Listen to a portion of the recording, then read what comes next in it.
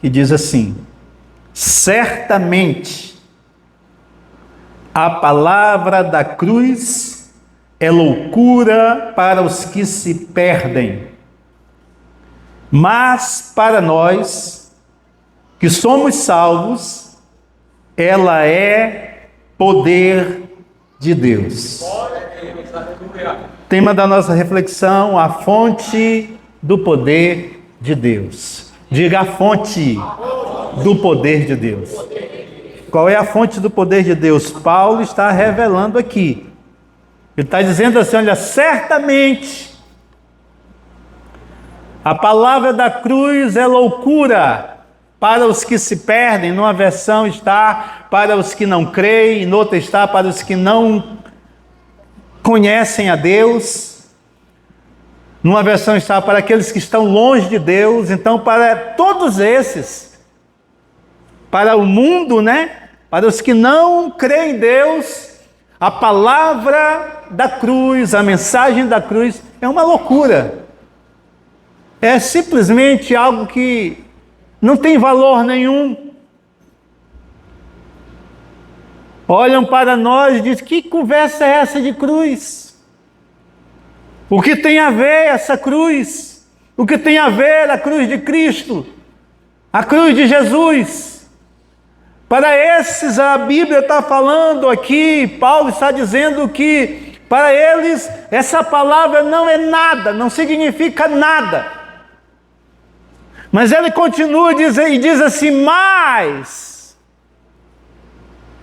E quando tem mais, na palavra, já ensinei isso muito para vocês, aonde tem um mais, um porém, quer dizer que há uma mudança, há algo sobrenatural, há algo que foge da razão que vai acontecer, para o bem ou para o mal. Então, o conceito do mundo sobre a cruz, sobre a mensagem da cruz, é loucura. Mas, que uma mudança, porém, todavia, mas para nós, diga: para nós.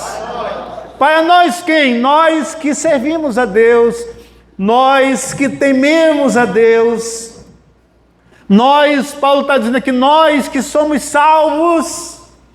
E essa salvação não é um mérito, é uma graça que Deus nos deu de graça. Simplesmente a mensagem chegou e nós cremos, e pelo ato de crer nós nos tornamos salvos. Pelos nossos próprios méritos? De maneira nenhuma. Mas pelo mérito de Jesus ter morrido na cruz. E essa mensagem chegar até nós e nós cremos que essa mensagem de salvação, ela é verdadeira. E quando nós cremos, nós nos tornamos salvos, a Bíblia diz. E Paulo está dizendo: olha, para nós, essa palavra da cruz, que é loucura para o mundo, para nós que somos salvos, essa palavra, ela é poder de Deus. Então, irmãos, qual é a fonte do poder de Deus? A mensagem da cruz, ou a palavra da cruz. Não é a cruz, é a palavra da cruz. Amém, amados? Não é a cruz, aquela cruz que foi colocada lá, não é essa cruz aqui, não. Mas a mensagem da cruz, ela é o poder de Deus. Por quê? Porque quando Jesus morreu na cruz, quando ele morreu naquela cruz, por mim e por você, ali foi o maior evento do universo. O maior evento. É tanto que quando ele morreu, quando ele expirou, como homem, como ele expirou, a Bíblia diz que a terra tremeu. Irmãos, a Bíblia diz que o sol escureceu. A Bíblia diz que o véu do templo se rasgou do alto a baixo. A Bíblia diz que até hoje estão estudando esse fenômeno, mas que saíram dos túmulos mortos E vagaram, entraram em Jerusalém, viram mortos, pessoas que haviam morrido. É um fenômeno que não tem, até hoje não tem explicação. Mas aconteceu exatamente no momento em que Jesus expirou na cruz do Calvário. A terra tremeu, o sol escureceu. Foi o maior evento do universo, da história. Qualquer livro de história que você pegar hoje, você vai ver que esse evento, o evento que aconteceu na cruz, onde Jesus morreu ali, quando ele morreu, esse evento, ele dividiu a história no meio. Até hoje, eu sei, qualquer livro histórico, você lê uma data e está lá. Depois de Cristo, antes de Cristo. Porque Jesus dividiu a história. Tem o antes e tem o depois. Paulo está dizendo, o mundo não compreende essa mensagem. O mundo não entende essa mensagem. Mas para nós, que somos salvos, nós que provamos a salvação, nós que temos agora uma história com Ele, um relacionamento com Ele, nós agora que temos uma experiência com Ele, e que entendemos essa salvação, recebemos, cremos, e todos nós aqui sabemos a diferença que havia na nossa vida antes de nós, antes dessa palavra da cruz chegar na nossa vida, e depois. Ela não dividiu, essa mensagem da cruz, ela não só dividiu a história do mundo, ela dividiu a história da tua vida e a história da minha vida. Como estão entendendo isso? Aleluias. Então perceba, irmãos, que a mensagem da cruz, ela é o poder de Deus. E eu estou dizendo hoje, quero falar hoje exatamente sobre essa fonte do poder. A fonte do poder de Deus. E essa fonte, ela se manifesta de várias formas. E eu quero citar, pelo menos algumas que eu entendi. A primeira fonte é fonte de poder para salvação. Diga salvação. Marcos 10, 45. Jesus explicando para os discípulos o plano da salvação, ele diz assim, olha, pois o próprio Filho do Homem, ele não veio para ser servido, mas ele veio para servir e dar a sua vida em resgate de muitos. Ou seja, a morte de Jesus, que é a mensagem da cruz, essa morte de Jesus, ela nos trouxe a salvação eterna. Nós somos salvos. O poder, a fonte da salvação está na mensagem da cruz. Nós somos salvos por quê? Por causa da mensagem da cruz. Porque Jesus morreu naquela cruz. Porque Jesus se entregou no nosso lugar. Nós estávamos condenados. Existia um preço a ser pago. E lá em Gênesis, no início de todas as coisas, Deus mostra qual é esse valor, quando Ele sacrifica um animal para cobrir Adão e Eva, quando eles pecaram, e eles viram que estavam nus. Deus expulsa eles do jardim, mas Deus cobre eles com peles, e Deus sacrifica um animal. Já estava apontando para a morte de Cristo na cruz do Calvário. Sem derramamento de sangue não há remissão de pecados. A Bíblia diz isso. E quando ali Deus já estava mostrando, dando sinais, apontando para a cruz, que era necessário, o que iria resolver o problema do pecado do homem, era o sacrifício do Cordeiro de Deus. O Cordeiro de Deus, e quando João viu, João estava batizando nas águas, e lá aparece um homem, ele olhou e recebeu a revelação, João Batista. E João Batista diz assim, eis aí o Cordeiro de Deus, que tira o pecado do mundo. Amém, amados? Aonde isso aconteceu? Na cruz.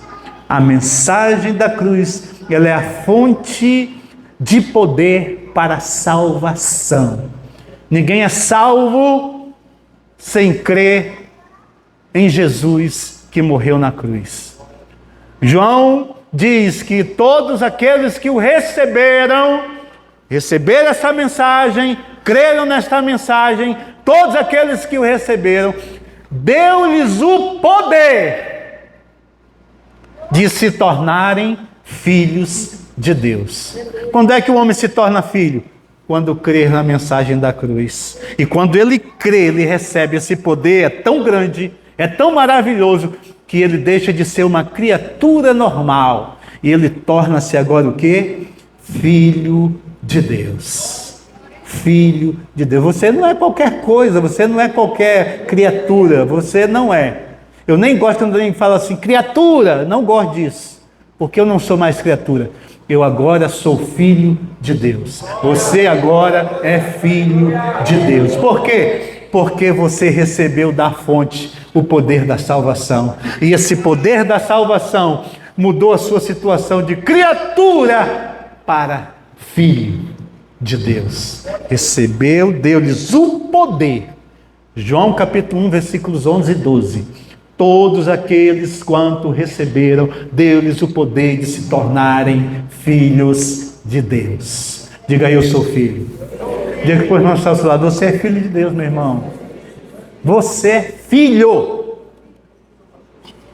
Filho é outro nível, irmãos. Criatura não tem nada.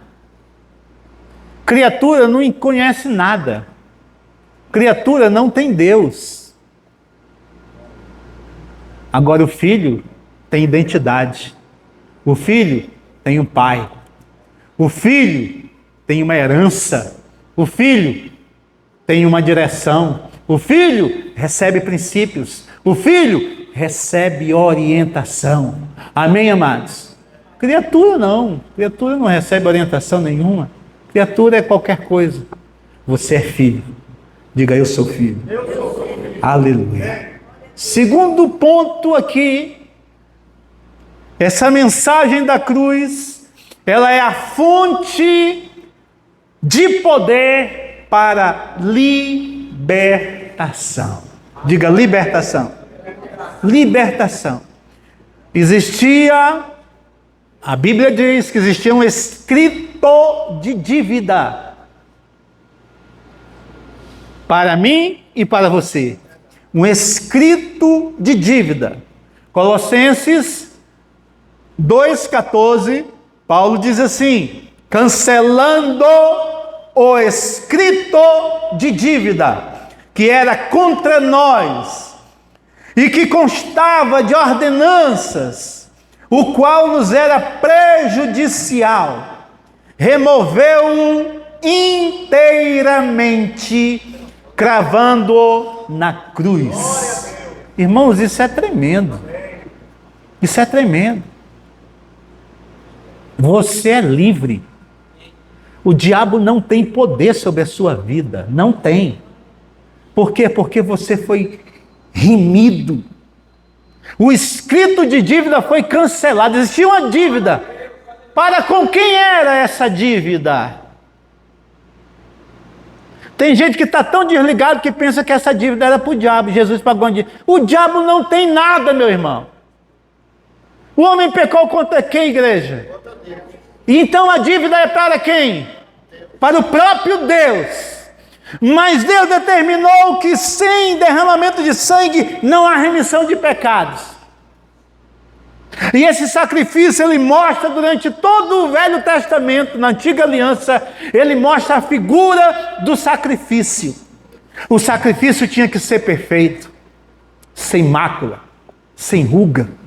Tinha que ser um animal perfeito, cuidado especificamente para o sacrifício. Aquele sacrifício, ele apagava, não resolvia, mas apagava os pecados dos homens, dos filhos de Israel. Mas era uma figura de Cristo, o Cordeiro de Deus que iria tirar o pecado do mundo. Era uma figura de Jesus, que seria o sacrifício vivo, aonde seria pago o preço de sangue. E esse preço foi pago para o próprio Deus. Deus envia o seu Filho porque não havia homem que cumprisse os pré-requisitos. E Jesus vem como homem e cumpre todos os requisitos. E ele é o sacrifício perfeito, sem defeito, sem mancha, sem nenhum pecado. O sangue de inocente. E esse sangue foi o preço. É o que Paulo está dizendo aqui. Ele cancelou naquele momento todo escrito de dívida. Não tem. Olha, o diabo ele é acusador. A Bíblia diz que ele é acusador. Mas ele não tem uma acusação legítima contra a sua vida, nem contra a minha vida. Por quê? Porque Jesus cancelou na cruz. Está aqui. Foram todos cancelados. Porque constavam ordenanças. A dívida era real. E ainda é para os que não creem na palavra da cruz. Mas para os que creem, a Bíblia está dizendo aqui, olha, foram cancelados todos os escritos de dívida. Todos que eram contra nós, o qual era prejudicial, removeu inteiramente. O que é inteiramente, irmãos? É completo. Então qual é a dívida ainda que o diabo pode te acusar? Quando ele vem e te acusa,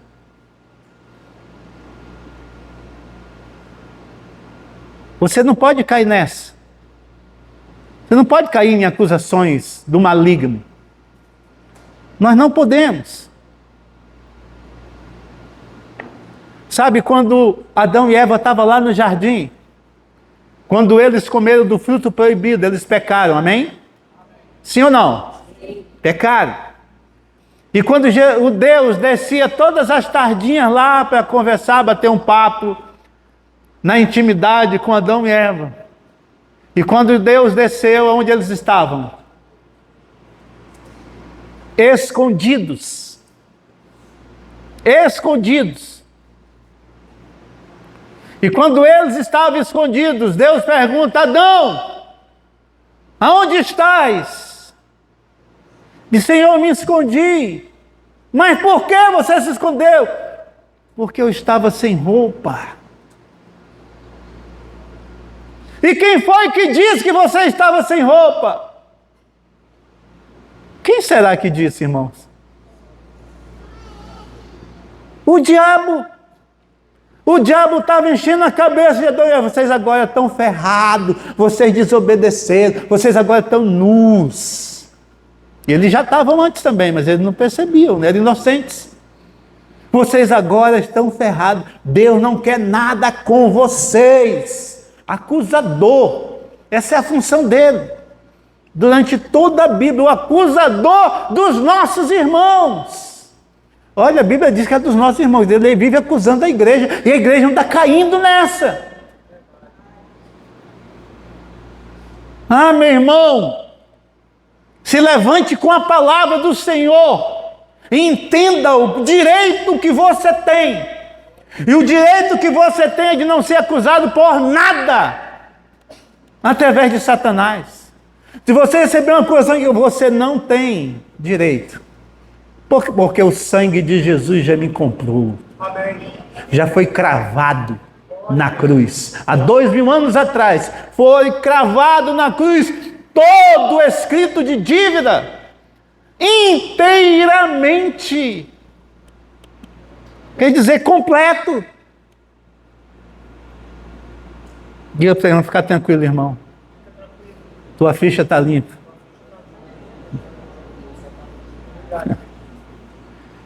Eu acho, né? Vamos lá. Terceiro ponto. A cruz, irmãos. A mensagem da cruz. Quando Jesus morreu ali na cruz do Calvário, ali também estava a fonte de poder para saúde divina. Diga saúde divina. Saúde divina, irmãos. Olha Isaías 53, 4 diz assim: verdadeiramente Ele tomou sobre si as nossas enfermidades. Olha, verdadeiramente, sabe o que quer dizer? É a mesma coisa assim, olha, isso é um fato inegável. Isso é um fato verídico, é uma verdade de Deus. E essa verdade de Deus diz que Ele tomou sobre si nossas enfermidades e as nossas dores levou sobre si. E nós o reputávamos por aflito, ferido de Deus e oprimido. Irmãos, todas as nossas dores e enfermidades já estavam sobre Jesus. Nós precisamos crer no poder da cura divina e da saúde divina. Nós precisamos tomar posse de cura na nossa vida. Sabe, sempre na Santa Ceia eu ministro cura durante a Santa Ceia. Os grandes estudiosos, eles dizem que a igreja primitiva foi a igreja mais poderosa que já existiu. E a igreja primitiva, ela fazia culto todos os dias. Na casa, no templo, quando ia para o templo, ia para casa. E em todas as reuniões era a Santa Ceia. E os estudiosos entendem que esse fato de eles, um dos fatos, né, que eles faziam a Santa Ceia, por isso era uma igreja tão poderosa. Por quê? Porque quando nós ceiamos, participamos da Santa Ceia, nós entramos em plena comunhão com o Senhor, irmãos. E quando nós comemos do pão, do sangue, isso é um alimento espiritual. É material, mas após a oração se torna espiritual, simbólico, para a nossa vida, para a nossa saúde espiritual. E os estudiosos chegam à conclusão de que a igreja primitiva era uma igreja tão poderosa, onde acontecia tantas curas, e um dos motivos era o poder da Santa Ceia.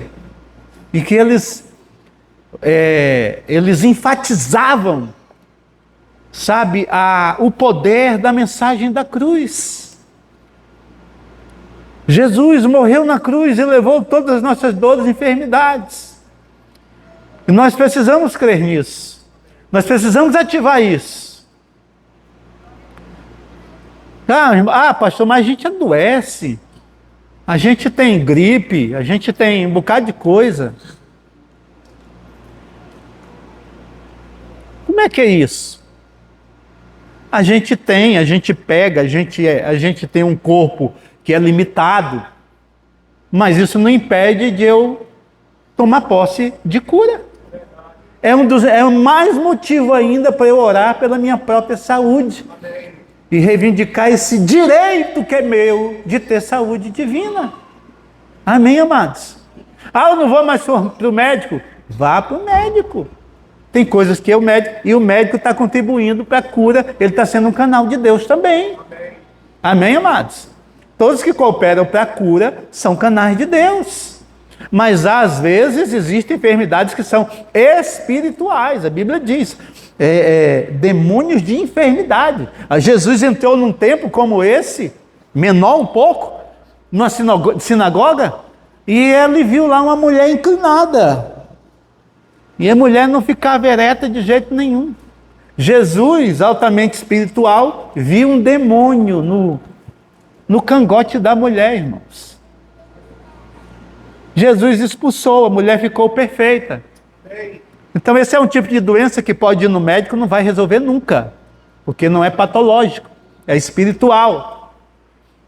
Então, nós temos que reivindicar esses direitos que nós temos. É um direito espiritual e um direito bíblico. Então, primeiro eu oro, declaro. Não teve resposta, vou procurar outros meios. Normal, a gente quer a cura. Temos que querer a cura. Mas Deus, por exemplo, já me curou de várias enfermidades.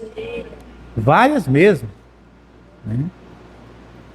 Eu já tinha um problema de hernia de disco terrível. Deus me curou, estou completamente curado. Tinha um problema de pressão há 4 anos e meio, tomando todo dia um remédio. 10 horas da manhã, se eu não tivesse tomado, eu tinha que voltar em casa para tomar, senão dava um negócio ruim. E comecei a me sentir mal com o remédio. E esse eu nem pedi para Deus me curar, irmãos. E aí a Márcia disse, Tony, vamos tirar o remédio da pressão. Tirou, fiquei bonzinho, até hoje não tomo mais remédio para pressão. É 12 por 8, 13 por 8, fica nisso aí, né? Falei para o médico disse, mas não pode, quem toma remédio para pressão toma a vida toda. Mas acontece que Deus cura também. Amém, amados? Deus cura. Jesus é bom, irmãos. Nós precisamos conhecer os nossos direitos. E precisamos reivindicar os nossos direitos. Amém? Porque se você não reivindica, o diabo coloca as coisas na sua cabeça e você começa a crer no que o diabo diz e não no que Deus diz. E isso é tão sério que tem gente que vê o que a Bíblia está dizendo. Não creio. Não é assim não. Não é assim. E crê no que o diabo diz. Nós precisamos crer no que a Bíblia diz, no que Deus diz, no que Jesus nos diz. Amém, amados? Aleluia. Então vamos lá. Quarto. A mensagem da cruz. Ela também é uma fonte de poder para a prosperidade. Ei, irmãos, agora que sim, muitos ouvidos, só eu falar até aqui vão dizer assim, eita, agora é heresia como eu sou. Rolou solto, né? A mensagem da cruz, irmãos, ela é uma fonte de poder para a prosperidade. Vou lhe mostrar isso na Bíblia. 2 Coríntios 8, 9. Diz assim, pois vocês conhecem a graça. Quem conhece a graça aqui, diga glória a Deus.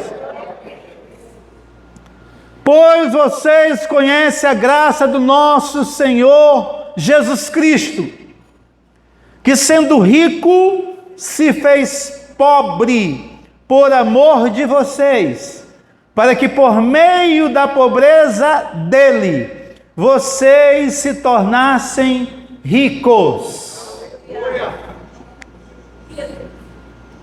Através da pobreza de Jesus na cruz, Jesus morreu na cruz nu, sem roupa. Aquela fralda é só nos filmes. Ele morreu sem roupa. E todos, Isaías profetiza, e todos viram a sua vergonha. Todos viram a sua vergonha. Ele fez-se pobre, morreu como pobre mesmo, sem roupa. O maior nível da pobreza humana, ela é considerada quando a pessoa não tem nem roupa, no estado de miséria. Jesus fez-se pobre, miserável, pecador, porque os nossos pecados estavam sobre ele, nossas enfermidades estavam sobre ele, ao ponto de o próprio Deus se virar e não contemplá-lo. Quando ele tem aquela agonia, diz, Deus meu, por que me desamparaste? Porque Deus não contempla o pecado. E ele estava com os nossos pecados, aí Deus se virou. E ele sente isso, e ele exclama isso na cruz. E ele prova, pelo menos por um instante, da morte eterna, um assunto muito complexo e discutido pelos teólogos. Mas escute o que eu vou dizer. O fato é que ele se tornou o mais miserável dos homens para te fazer rico. A riqueza é ter dinheiro? Também. É ter dinheiro também. Porque tudo a gente se move com dinheiro. Ah, mas riqueza é ter saúde? Também. Já falei. A riqueza é estar bem espiritualmente? Também. A riqueza é ter a salvação? Também. Mas eu posso receber tudo isso e viver uma vida de pobreza, de miséria, Porque eu aprendi pela tradição que quem serve a Deus não precisa de dinheiro, tem que ser humilde, simples. Humildade tem nada a ver com isso. Tem que ser, né? Nós viemos de uma tradição assim,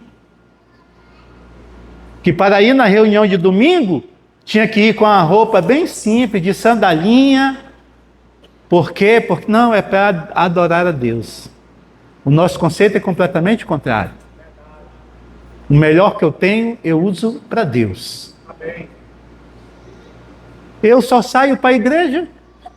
Eu vou escolher uma roupa pior que eu tenho, mais velha, mais mulambenta para vir para a igreja? Não, irmãos, eu vou escolher a minha melhor roupa, uma roupa boa. Para vir para a igreja. Para vir adorar o meu Deus. Mas o fato, irmãos, é que Deus é dono do ouro e da prata. Diga, Deus é dono do ouro e da prata. Diga, o meu pai é dono do ouro e da prata. Só por essa mensagem já deu para entender que Deus é o teu pai, sim ou não? Agora, se o teu pai é o dono do ouro e da prata, será que ele quer você na miséria? Será que ele quer você rastejando, pedindo esmola? Não, irmão, você é filho de Deus. E o filho de Deus, Deus preparou o melhor desta terra. Para quem? Para os seus filhos. Não é isso que está escrito? Isaías 1:9, né? Acho que é 1:9 ou é 1:16.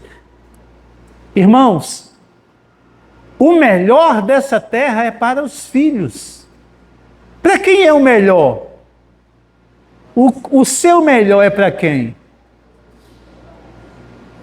É para o seu filho? Sim ou não? Sim. Quem tem filho aqui?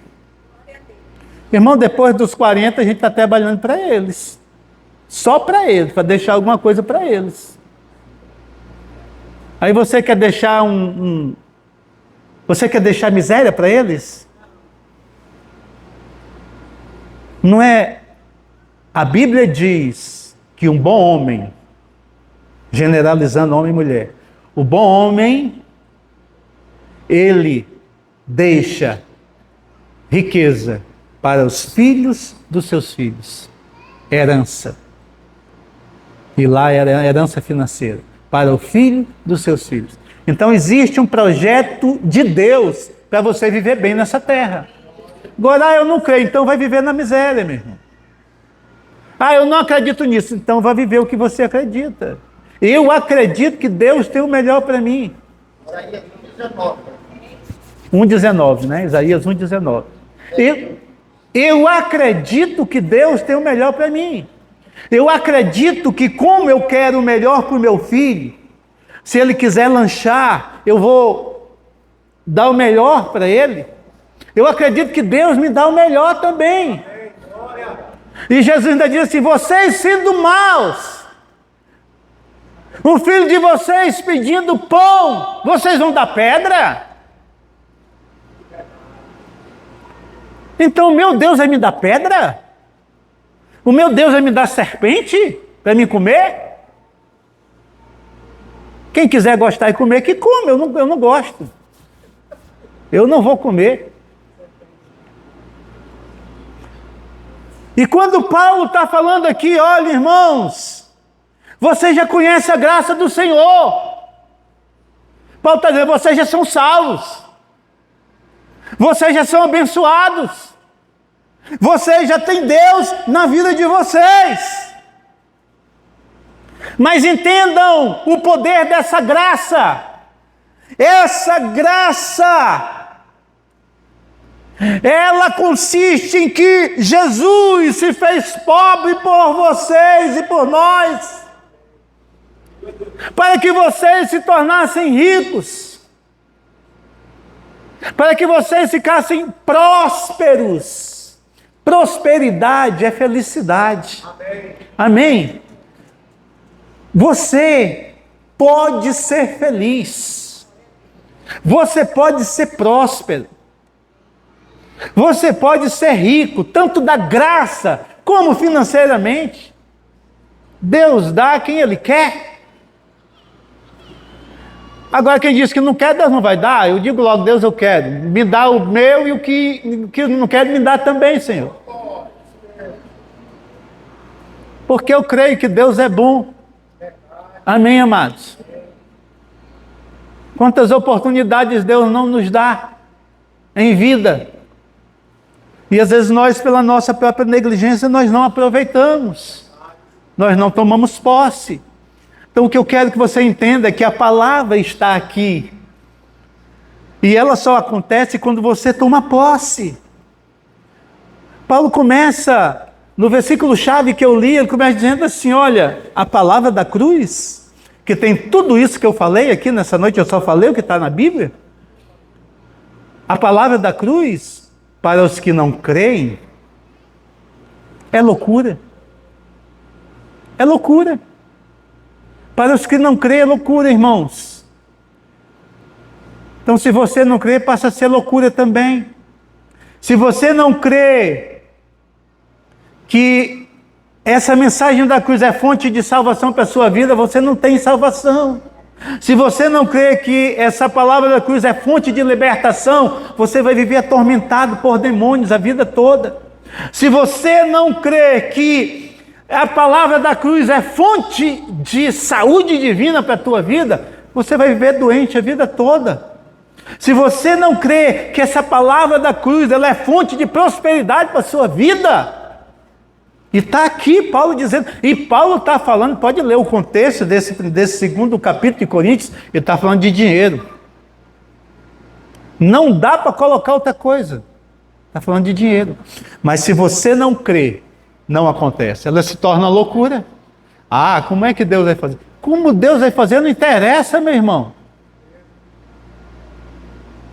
Deus, como é que ele vai fazer? Eu não tenho nada, eu não sou nada, eu sou um simples funcionário, e às vezes nem funcionário é. Não interessa, meu irmão, não está lá. Deus muda tudo. Você só precisa crer no poder da mensagem da cruz. Como eu creio para a salvação, eu preciso crer também para a prosperidade. Amém, amados? Eu preciso crer nisso.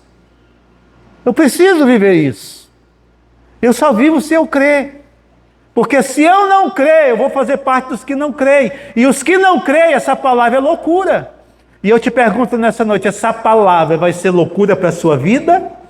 Ou ela vai ser verdade? Ou ela vai ser poder de Deus? Então se coloque em pé em nome de Jesus. Aleluia.